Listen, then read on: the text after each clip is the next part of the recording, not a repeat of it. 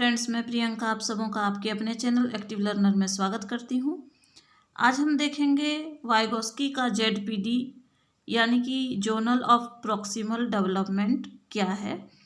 ये बहुत ही महत्वपूर्ण हो जाता है आपके सी टेट या अन्य टेट्स एग्ज़ाम में। तो इससे वाइगोस्की से संबंधित एक प्रश्न आपको अवश्य पूछा जाता है, चाहे कोई भी टेट एग्ज़ाम हो या सी टेट हो। तो आज हम इसको देखेंगे। वाइगोस्की महोदय को हम क्यों जानते हैं? तो इनको हम जानते हैं इनके संज्ञानात्मक विकास के सिद्धांत के लिए, जो कि बाल विकास एवं शिक्षा शास्त्र में बहुत ही महत्वपूर्ण इसकी भूमिका है। इसलिए हम वाइगोस्की महोदय को जानते हैं। इन्होंने क्या कहा? इन्होंने कहा कि बालकों के संज्ञानात्मक विकास में सामाजिक कारकों जैसे भाषा एवं संस्कृति की महत्वपूर्ण भूमिका होती है। यानी इन्होंने भाषा पर बल दिया, इन्होंने संस्कृति पर बल दिया, इन्होंने समाज पर बल दिया। यानी कि बच्चा जो सीखेगा वो समाज और संस्कृति, भाषा इन सब के बीच में रह के ही सीखेगा।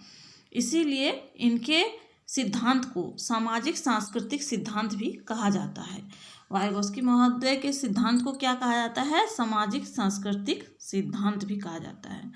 इनके अनुसार सीखने में शिक्षक का महत्वपूर्ण स्थान है। यानी कि बच्चे के लिए एक मार्गदर्शक है शिक्षक। और इन्होंने साथ ही साथ कहा कि बच्चे अपने ज्ञान का सृजन स्वयं करते हैं, अपने ज्ञान को स्वयं सृजित करते हैं, स्वयं बनाते हैं, बढ़ाते हैं। ये वाइगोस्की महोदय कहते हैं। दूसरा और एक प्रश्न बार बार पूछा जाता रहा है और ये है अंतःवाक से संबंधित। यानी कि अंतःवाक यानी व्यक्तिगत भाषा भी जिसको कहा जाता है। ये आपके हिंदी के पेडागोजी में या आपके सीटीपी में ये के पेपर में ये प्रश्न बार बार पूछा जाता है। तो इसमें क्या है कि जो अंतःवाक है या जो व्यक्तिगत भाषा है, इसको किसने दिया? तो इसको वाइगोस्की महोदय ने दिया। इसमें क्या होता है कि बालक अपने व्यवहार को नियंत्रित और निर्देशित करने के लिए स्वयं से बातचीत करता है। यानी स्वयं बालक अपने व्यवहार को नियंत्रित और निर्देशित स्वयं के द्वारा बातचीत के माध्यम से करता है, स्वयं से बातचीत करता है। उसको व्यक्तिगत भाषा या अंतःवाक कहा जाता है। आगे बढ़ते हैं। वाइगोस्की ने अपने अध्ययन के दौरान यह जाना कि बालक अपने वास्तविक विकास स्तर, यानी कि जिस स्तर पे वो अभी है वो उसका वास्तविक विकास स्तर हो गया, से आगे जाकर समस्याओं का समाधान कर सकते हैं यदि उन्हें थोड़ा सा निर्देशित किया जाए। यानी वाइगोस्की महोदय क्या मानते हैं कि जो उनका बालकों का वास्तविक विकास स्तर है, यानी जिस ज्ञान के स्तर पे वे खड़े हैं, जहाँ पे वो खड़े हैं, जितना उन्हें ज्ञान है, उससे आगे जाकर भी वे समस्याओं को सुलझा सकते हैं यदि उनको थोड़ा सा निर्देशित किया जाए। इस स्तर को वाइगोस्की ने संभावित विकास स्तर कहा। यानी संभावना है कि बच्चे वहाँ तक पहुँच सकते हैं। बालक के वास्तविक विकास स्तर और संभावित विकास स्तर के बीच अंतर या क्षेत्र को वाइगोस्की ने निकटतम विकास क्षेत्र कहा। क्या कहा? निकटतम विकास क्षेत्र कहा। अब हम ये जान लें कि वास्तविक विकास स्तर ये क्या होता है? वैसा संज्ञानात्मक कार्य, वैसा कार्य या वैसी समस्या जो बच्चे बिना किसी मदद से स्वयं से कर सकते हैं। इस प्रकार के कौशल को वाइगोस्की ने बालकों का वास्तविक विकास स्तर कहा। यानी कि उस स्तर पे वो अभी खड़े हैं, यानी छात्र जो कर सकता है वो उसका वास्तविक विकास स्तर हो गया। और संभाव्य विकास स्तर क्या है? जब बालक शिक्षकों, माता पिता या अन्य बड़ों के माध्यम से की सहायता से कोई सार्थक कार्य करने में या कोई समस्या को सुलझाने में सक्षम हो जाता है, तो उसे संभाव्य विकास स्तर कहा जाता है।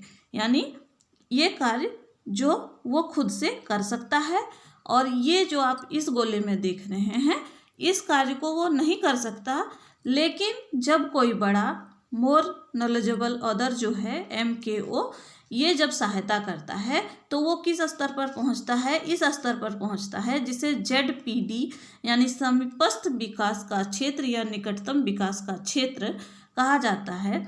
यानी इसके और इसके अंतर, या ये जो नहीं कर सकता, ये जो कर सकता है और ये जो नहीं कर सकता, लेकिन जब कोई उसे निर्देशित करेगा तो वो इतना सा कर पाता है, ये कार्य को वो कर पाता है, तो ये ZPD बन जाती है, यानी कि जोनल ऑफ प्रॉक्सिमल डेवलपमेंट, और ये हो जाएगा समीपस्थ विकास का क्षेत्र, या इसका एक अन्य नाम है निकटतम विकास का क्षेत्र।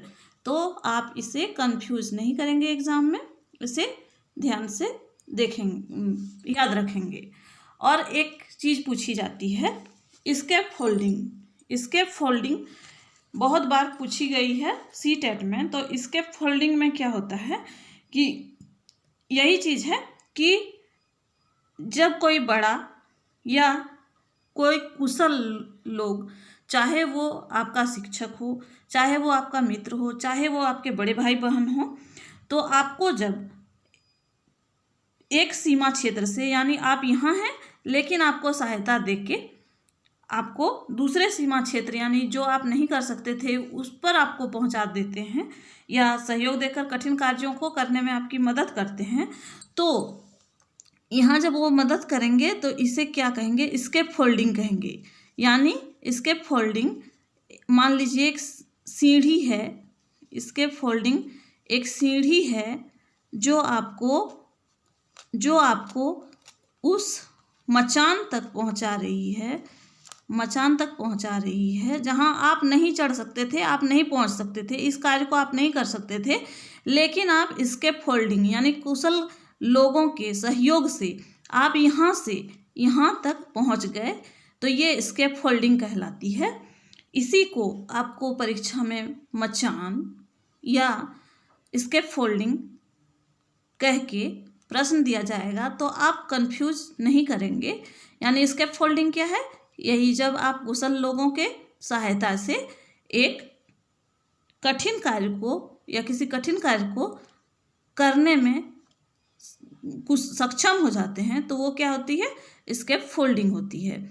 तो ये कुशल लोगों के से आपको प्राप्त होती है, यानी आपके माता पिता हो सकते हैं, आपके शिक्षक हो सकते हैं, भाई बहन हो सकते हैं, कोई भी हो सकता है जिसका ज्ञान आपसे ज़्यादा हो, तभी तो आप उसकी सहायता से इस मचान तक पहुंचते हैं। तो इस अवधारणा को क्या कहा जाता है, स्केप फोल्डिंग कहा जाता है।